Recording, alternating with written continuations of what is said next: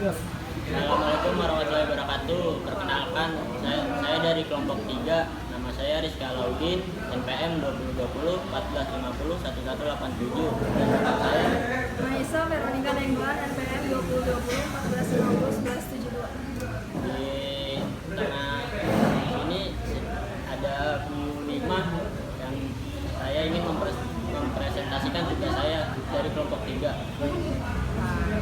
Yang pertama tentang mitos. Pengertian mitos adalah cerita prosa rakyat yang menceritakan sebuah cerita yang berlatar belakang masa lalu. Secara umum mitos bercerita tentang kejadian alam semesta, dunia dan para makhluk yang menghuninya. Bentuk topografi, kisah para makhluk supranatural serta lain sebagainya. Mitos muncul sebagai catatan kejadian sejarah yang terlalu dilebih-lebihkan sebagai alegori atau personifikasi untuk kejadian alam atau juga suatu penjelasan mengenai ritual.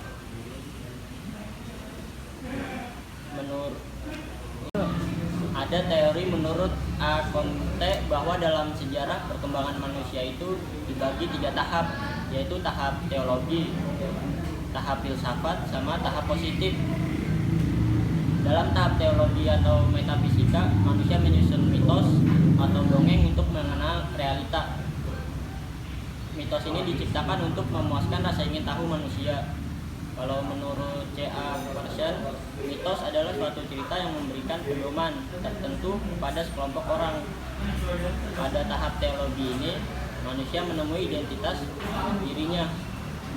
Dan terakhir, menurut C.A. Pearson, mitos adalah suatu cerita yang memberikan pedoman atau arah tertentu kepada sekelompok orang. Ciri-ciri mitos pada umumnya antara lain distorsif, yaitu kaitan antara form dan konsep yang sifatnya distorsif dan deformatif. Yang kedua, intensional, adalah mitos tidak ada begitu juga. Mitos sengaja dibuat dikonstruksikan oleh budaya masyarakat dengan maksud tertentu. Statement of fact, artinya mitos menaturalisasikan pesan menjadikan kita menerimanya sebagai suatu kebenaran. Yang terakhir ada motivasional. Menurut Barthes, bentuk mitos berisikan motivasi. Fungsi mitos atau myth bisa disebut juga mempunyai fungsi dalam kehidupan sosial budaya masyarakat, antara lainnya untuk mengembangkan simbol yang sangat berarti dan juga menerangkan fenomena lingkungan yang dihadapi. Dan yang kedua, merupakan suatu sarana pendidikan yang sangat efektif.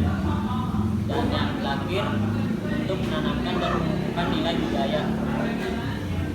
Dan jenis-jenis mitos, menurut tempat asalnya mitos dibagi menjadi 2 macam, yakni mitos asli Indonesia dan mitos yang bersumber dari luar Indonesia. Mitos penciptaan merupakan mitos yang berisikan peristiwa terciptanya sesuatu. Kemudian mitos asal-usul, yaitu mitos yang berisikan peristiwa yang menciptakan proses terbentuknya sesuatu. Contoh-contoh mitos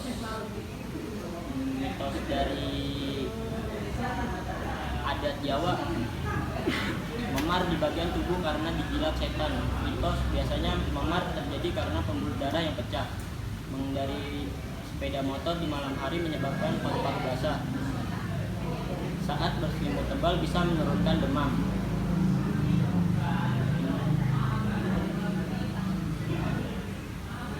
Cukup sekian presentasi mitos dari saya. Selanjutnya rekan saya Maisa. Selanjutnya itu ada penalaran. Penalaran itu terbagi menjadi 2. Ada penalaran deduktif dan induktif. Penalaran deduktif itu sering disebut dengan rasionalisme, yang artinya suatu proses berpikir atau penalaran yang bertolak dari suatu proposisi yang sudah ada menuju pada suatu proposisi baru yang membentuk suatu simpulan. Ada 2 cara penarikan simpulan dalam penalaran deduktif, yaitu penarikan langsung dan penarikan tidak langsung. Penarikan langsung itu contohnya semua makhluk hidup akan mati, semua yang akan mati adalah makhluk hidup. Sedangkan penarikan simpulan tidak langsung itu, penarikan simpulan tidak langsung memerlukan 2 premis. Premis yang pertama bersifat umum dan yang kedua itu bersifat khusus. ada beberapa menurut para ahli, menurut Ekomta dalam perkembangan manusia sesudah tahap mitos, manusia berkembang pada tahap filsafat rasio telah terbentuk tetapi belum ditemukan metode berpikir secara objektif. Yang kedua itu menurut C.A. Person dalam bukunya mengatakan bahwa dalam mitos manusia terikat, manusia menerima keadaan sebagai takdir yang harus diterima. Dengan demikian, penalaran deduktif ini pertama-tama harus dimulai dengan pernyataan yang sudah pastinya kebenaran. Namun dalam kenyataannya, seorang idea yang menurut seorang cukup jelas dan dapat dipercaya tidak dapat diterima oleh orang lain. Dan masalah utama adalah sulit untuk menilai premis-premis yang digunakan. Yang kedua itu ada penalaran induktif. Penalaran induktif adalah hal yang dari khusus ke umum, sehingga dapat dikatakan berpikir induktif adalah pola berpikir melalui hal-hal yang dari khusus lalu diumumkan ke hal-hal yang umum. Contoh dari penalaran induktif: harimau memiliki taring, anjing memiliki taring, serigala memiliki taring, dan kesimpulan itu semua hewan karnivora memiliki taring. Perbedaan penalaran deduktif dan penalaran induktif. Penalaran deduktif memperlakukan prinsip-prinsip umum untuk mencapai kesimpulan yang spesifik, sedangkan penalaran induktif itu menguji informasi yang spesifik yang mungkin berupa banyak potongan informasi yang spesifik untuk menarik suatu kesimpulan umum. Contoh dari penalaran deduktif itu, semua mahasiswa dari lulusan SMTA, saya adalah mahasiswa, saya lulusan SMTA. Sedangkan contoh dari penalaran induktif, contohnya buah mangga berwarna hijau dan rasanya manis, buah jambu berwarna hijau dan rasanya manis. Jadi dapat disimpulkan bahwa penalaran buah berwarna hijau itu rasanya manis. Sekian dari yang bisa saya jelaskan. Oke Bu, ini kan masuk ke sesi pertanyaan. Saya ada beberapa pertanyaan yang ingin bertanya kepada Ibu. Mitos itu yang masuk legenda, yang cerita rakyat itu. Nah pertanyaannya, untuk era sekarang kan perkembangan udah maju juga. Nah kita tuh harus mitos itu digunakan cara berpikir untuk sekarang atau tidak sih Bu? Oke, jadi kalau zaman dulu itu mitos itu sangat berpengaruh terhadap sikap dan perilaku manusia. Bahkan sampai sekarang juga sebenarnya masih kayak jangan bukan pintu nanti jodohnya jauh. Terus kalau nyapu nggak bersih nanti suaminya bewokan kayak gitu. Dan masih banyak lagi mitos. Sebenarnya itu kembali ke diri kita sendiri. Kalau kita sudah sekolah, kita sudah kuliah, kita berpikir secara ilmiah pakai logika. Dulu depan pintu dengan juru itu kan kaitannya dengan Tuhan. Jadi juru itu kan dari Tuhan, bukan dari pintu. Terus nyapu bersih apa enggak itu kan ya dari kitanya sendiri, teliti atau tidak. Jadi kalau zaman sekarang sebaiknya kita perlu menggunakan mitos lagi. Kenapa? Karena itu tidak banyak pembuktian dari kebenarannya itu. Karena kayak misalnya pelangi itu katanya itu kayaknya bidadari yang lagi mandi.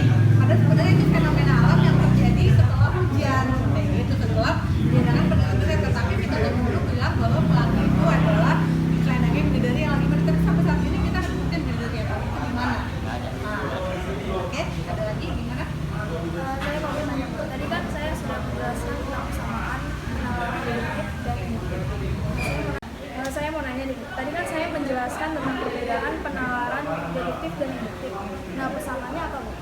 Kalau deduktif dan induktif itu sebenarnya keduanya mendasari argumentasi yang mendukung kesimpulan. Jadi dari umum ke khusus umum, seperti yang tadi kamu bilang, buah mangga warna hijau manis, buah jambu warna hijau manis, jadi buah yang berwarna hijau itu manis. Sehingga perbedaan yang mendukung kesimpulan itu adalah argumentasi dalam penalaran induktif mempunyai premis yang benar, namun kesimpulannya bisa belum tentu benar atau sebagian salah. Dan argumentasi induktif itu akan lebih kuat jika jumlah kasus individualnya meningkat. Oke, ada lagi?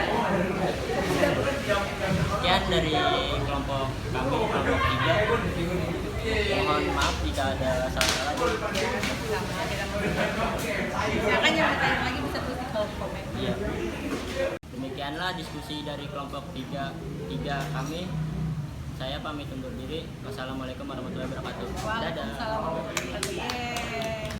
Saya Maria Yunita Ica dari kelompok 3. Di sini saya akan melanjutkan presentasi dari teman-teman kelompok, yaitu bagian keempat dan kelima tentang pendekatan ilmiah dan kelahiran IPA. Yang keempat, pendekatan ilmiah. Pendekatan ilmiah adalah mekanisme atau cara mendapatkan pengetahuan dengan prosedur yang didasarkan pada suatu struktur logis yang terdiri atas beberapa tahap kerja, yaitu adanya kebutuhan objektif, perumusan masalah, pengumpulan teori, perumusan hipotesis, pengumpulan data atau informasi yang fakta, analisis data, pemikiran kesimpulan. Secara sederhana, pendekatan ilmiah yaitu pendekatan disipliner dan pendekatan ilmu pengetahuan yang fungsional terhadap masalah tertentu. Menurut Khalid Narbuko, untuk dapat berpikir ilmiah, maka akan melalui 3 tahap, yaitu tahap yang pertama, analitik. Analitik adalah kegiatan untuk selalu menimbang-nimbang setiap permasalahan yang dihadapinya, mana yang relevan, mana yang menjadi masalah utama, dan sebagainya. Yang kedua, skeptik. Skeptik adalah upaya untuk selalu menanyakan bukti-bukti atau fakta-fakta terhadap setiap pernyataan. Dan yang ketiga, kritik. Kritik adalah kegiatan yang berupaya untuk mengembangkan kemampuan menimbangnya yang selalu objektif. Untuk ini, maka dituntut agar data dan pola berpikirnya selalu logis.